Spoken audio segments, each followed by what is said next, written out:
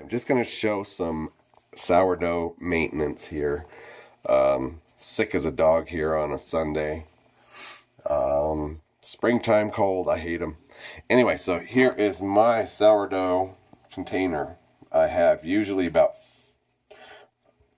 4 cups of sourdough that I will always have available. So what I've done, just so I can show everybody what to do, is I've dumped everything out in the bowl and I have poured back in 2 cups. So there's 2 cups of unfed sourdough in here, and there's 2 cups of unfed sourdough starter in here. So this is going to become pancakes later, or possibly pretzels. Haven't decided what to do today.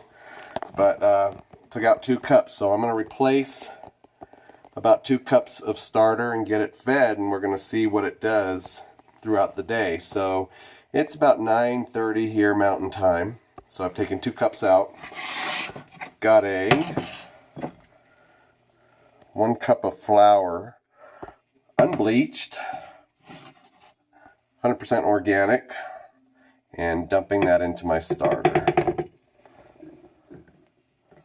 Trying not to make a mess. And then I have, I don't know if you can see inside there, but there's actually 3/4 of a cup of water, close to actually 2/3 of a cup of water. Don't want to go 100% because I want to see how thick everything gets. There's a specific thickness that you want. So it's purified water, it's room temperature, it's actually spring water. Don't use distilled because there are minerals that are in regular water that your sourdough likes to feed off of. Distilled water has a tendency to not do anything.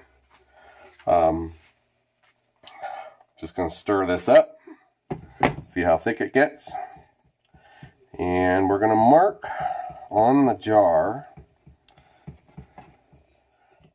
the level of where we start. So I'm scraping down the sides.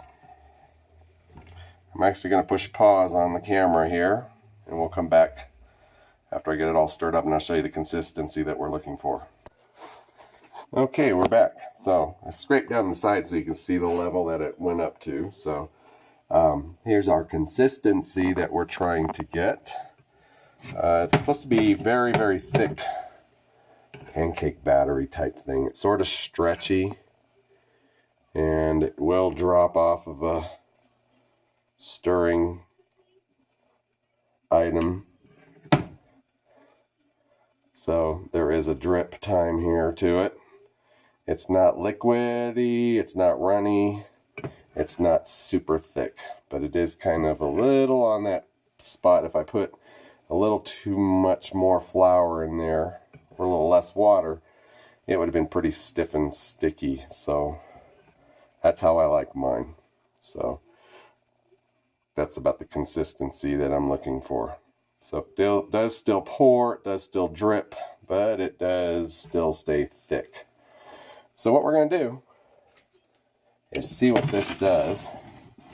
So I'm going to mark the level and come back later and have you guys check out what sourdough starter does when it likes to eat. So I'm hoping for it to double. So that's the level that I'm at right now after it's just fed.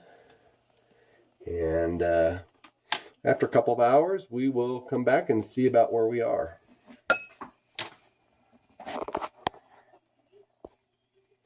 One more thing. I take the stirring item out. One, I don't like to use metal. I'm one of those sourdough geeks that likes to use strictly plastic or glassware. Glassware is my preference. Chopsticks to stir. Water comes out of my tap pretty darn clean, so it comes out of metal pipes, so my little metal cup doesn't matter. But in storage, I like to use glass. Don't like to use some plastic unless it's pure plastic that's got no formaldehyde or whatever in it. Also, when I'm feeding it, I let the lid stay open. That way some of the natural bacteria that's in the air will decide to intermingle with the sourdough bacteria that's already in there. So we'll come back later and check out what we have here.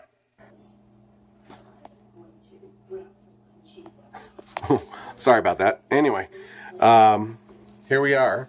And it's been, I would say, 4 hours since we last looked at the sourdough starter. So I'm going to flip the camera around, show you what it looks like. So there we go. So within 4 hours, it has doubled in its volume. And this is where I would say it's ready to be used. One thing I did not mention was that this was taken out of the refrigerator early this morning. It was fed yesterday, it was fed the day before.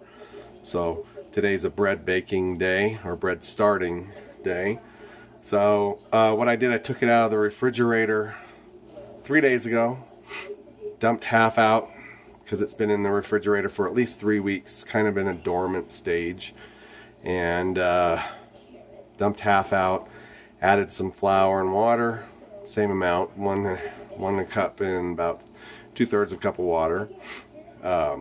Then day after that, I did the same thing, dumped half out, added 1 cup of water, 1 cup of flour, stirred that up, dumped half out today after I put it in the refrigerator last night, kind of let it go to sleep, build some flavor, and dumped out half today. And you saw me put in a cup and a half of flour, or I'm sorry, a cup of flour and 2/3 of a cup of water.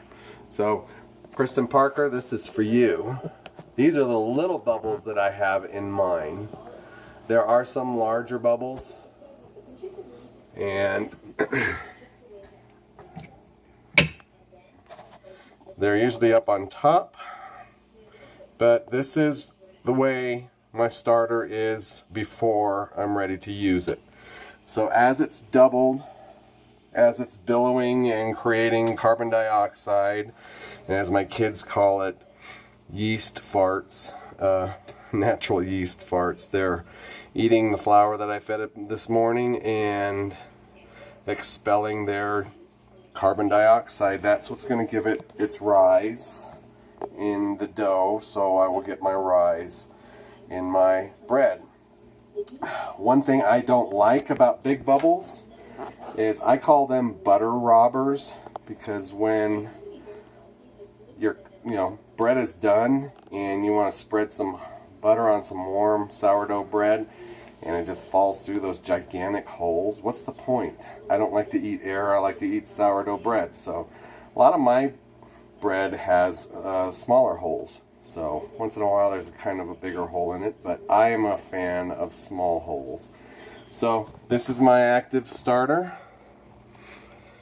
It's my Colorado Miners, Rocky Mountain Miners sourdough.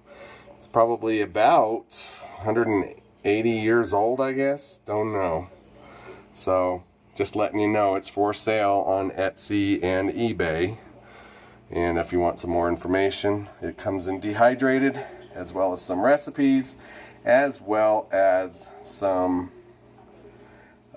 instructions on activation of the dehydrated sourdough starter and maintenance of the sourdough starter. So, Mountain Man Chef signing off to bread baking.